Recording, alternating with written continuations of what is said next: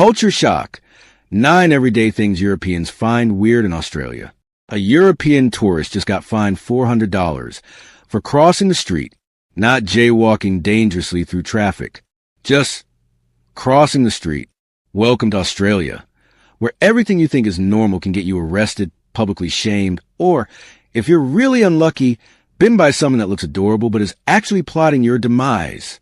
I'm about to walk you through 9 everyday European behaviors that Australians find absolutely bizarre. And trust me, by number 3, you'll be questioning if Australia is even on the same planet as Europe.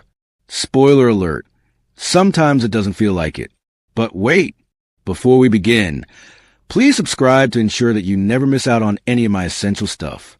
Comment, I subscribe below, and I will personally welcome you to our community. With that said, let's get started. Let's start with the wage illusion. Let's start with Lars from Denmark.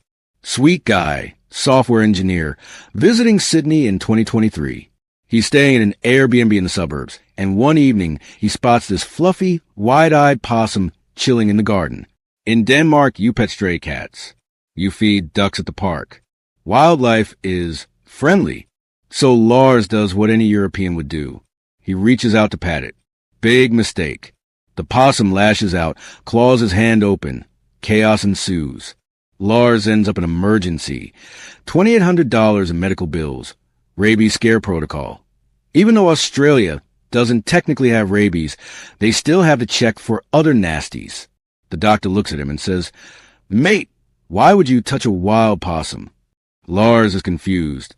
It looked cute. Here's the thing Europeans don't get. Australian Geographic reports over 3,000 tourist animal encounters gone wrong every single year. And most of them involve creatures that look harmless. Europeans see cute wildlife. Australians see evolutionary killing machines that survive millions of years because they're vicious. That possum? Territorial sharp claws, potential disease carrier. That colorful spider chilling in your shoe? Funnel web, can kill you in 15 minutes. That jellyfish floating gracefully in the water? Box jellyfish. Death in a translucent blob. But here's the wild part. Wild animals aren't even in the top 3 culture shocks. The real issue? The stuff Australians do in their own homes that would absolutely horrify Europeans. Picture this. Marie and Thomas, a French couple, Melbourne, 2024. They're at a nice cafe, order brunch. Smashed avocado on sourdough. $22. By the way, we'll get to that later. And when they finish, they ask for tap water. The waiter brings it. Free. No charge. In France, you pay for water. So Marie and Thomas, being polite, leave a 20% tip. About $15. The waiter literally chases him outside. Hey, you left too much. Marie's confused. It's the tip? The waiter looks almost offended. We don't tip here. We get paid properly. This breaks French brains. In Europe, tipping is social currency. In Australia, it's considered charity. Why? Because Australian hospitality workers earn $23 to $28 an hour minimum wage. They don't need your tip. And when you leave one anyway, it implies you look like you need charity. But tipping isn't the only social landmine. Let's talk fines. In 2024, New South Wales police data shows over 14,000 on-the-spot fines issued to international tourists for minor infractions. What kind of infractions? Crossing the street when the little red man is showing, even if there are 0 cars, $400 fine. Drinking a beer while walking to a park, $1,100 fine. Walking into a store barefoot, not illegal, but you'll get kicked out because health and safety. Even though Australians walk around barefoot everywhere else. If you ever strolled through Barcelona with a beer in hand, or crossed the street in Berlin whenever you felt like it, that's illegal in most of Australia, and they will fine you. Europeans land in Australia expecting laid-back beach vibes, and instead get rule-obsessed authoritarianism with a smile. But here's where European minds truly explode. It's not the fines. It's not the possums. It's what Australians consider normal food. And one bite sent an Italian chef into a full existential crisis. Giovanni, Italian chef, 30 years experience. Brisbane, 2023. He walks into a local cafe, sees carbonara on the menu, and thinks, ah, finally a taste of home. What arrives is a cream-based sauce. Carbonara doesn't have cream, with bacon instead of guanciale, mushrooms, and peas. Giovanni nearly cries. He posts a 12-minute rant video in Italian, English, and frustrated hand gestures. It goes viral. 2.3 million views. Australians in the comments are like, what's the problem? It's delicious. Italians are mourning. One comment just says, this is a war crime. But carbonara is just the beginning. Let's talk about Vegemite. Europeans try it once, gag, and ask, why does this taste like salty motor oil mixed with sadness? Australians respond, because it's delicious, mate. You're just doing it wrong. Coffee culture? In Italy, Spain, France, you can get espresso at midnight. In Australia, if you order coffee after 2 p.m., baristas look at you like you've broken an unspoken sacred rule. Bit late for a coffee, isn't it? Smashed avocado on toast. $22. In Spain, that buys you an entire 3-course meal with wine. Then there are sausage sizzles. These happen at hardware stores. You're buying paint and nails, and there's a barbecue outside with sausages and white bread.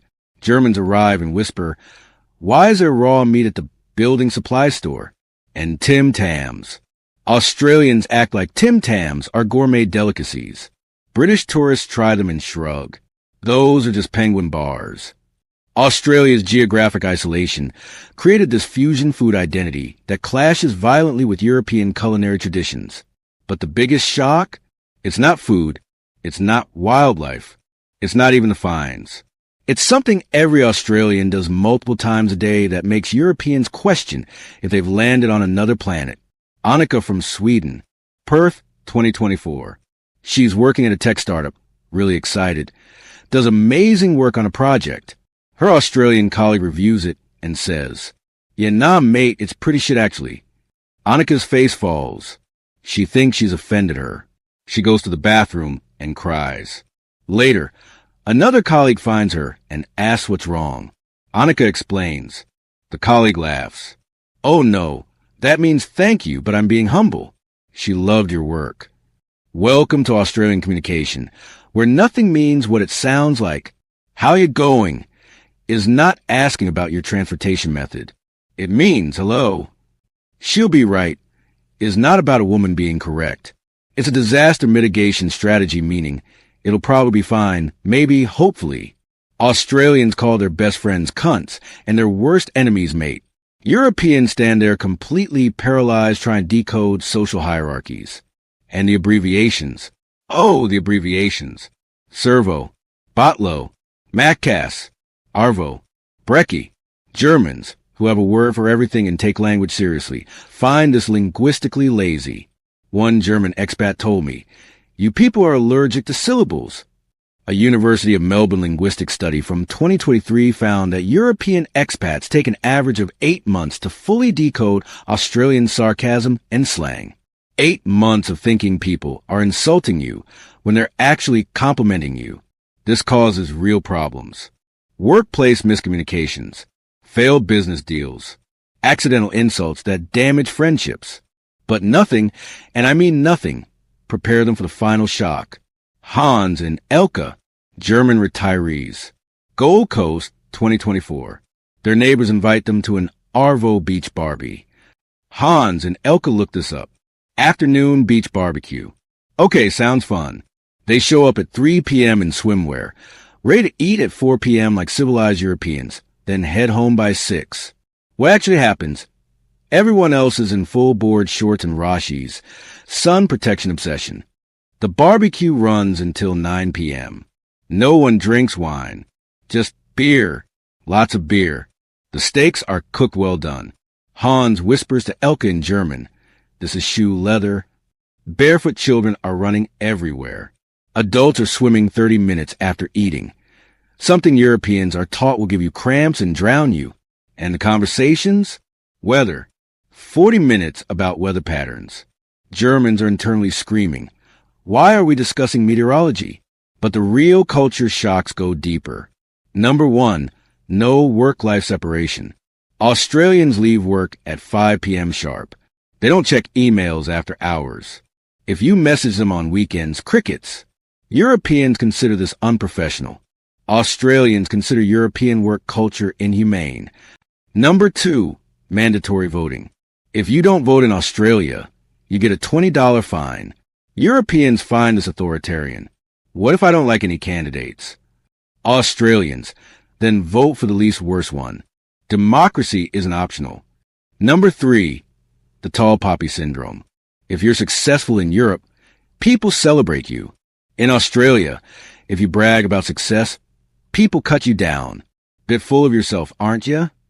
Humility is mandatory. Number 4, the beach is a church. Europeans have cathedrals, centuries of religious tradition. Australians have surf. Spiritual life happens at the ocean, not in buildings. One Spanish expat said, "I've never met more atheists who act like they found God at Bondi Beach." And here's the data. Australian Bureau of Statistics, 2024, 68% of European migrants report significant cultural adjustment stress in their first year. But here's the twist most people don't see coming. Remember Lars? Possum guy? $2,800 in medical bills? He never left. Lars now lives permanently in Melbourne. I reached out to him and asked why. He said, "I've never felt more relaxed in my life. In Denmark, I was stressed every single day. Here, nobody cares if you're 15 minutes late or if your shirt is wrinkled. They just care if you're a good person." And he's not alone. A Melbourne University study from 2023 found that Europeans who stay in Australia report work stress dropping by 73%. The outdoor lifestyle add an estimated 3 to 5 years to life expectancy. And the social pressure perform to dress perfectly to maintain appearances? Gone. One Italian expat told researchers, "In Italy, everyone judges your shoes, your car, your job title. Here, they judge whether you brought beer to the barbecue." But let's be honest, it's not for everyone. If you love formality, punctuality, culinary tradition, walkable cities, and 1,000-year-old architecture, stay in Europe. You'll be miserable in Australia. But if you want casual, sunny, near-death wildlife, encounters build character, life where people say no worries, unironically, and the biggest decision of the day is which beach to hit, Australia delivers. Dr. Sarah Chun, cross-cultural psychologist, told me this. Australia forces Europeans to choose control or happiness. You can't have both. Most who stay choose happiness. So here's my question for you. Europeans watching this, would you actually move to Australia after hearing all of this? Or does the whole deadly animals, $22 toast, and mandatory beach culture thing cancel out the work-life balance and sunshine? And Australians, what did I get wrong? What's the real culture shock I missed that makes Europeans lose their minds? Defend your country in the comments because Europeans are coming for you. Drop a kangaroo emoji if you'd move to Australia or a wine glass emoji if you're staying in Europe. Let's see who wins.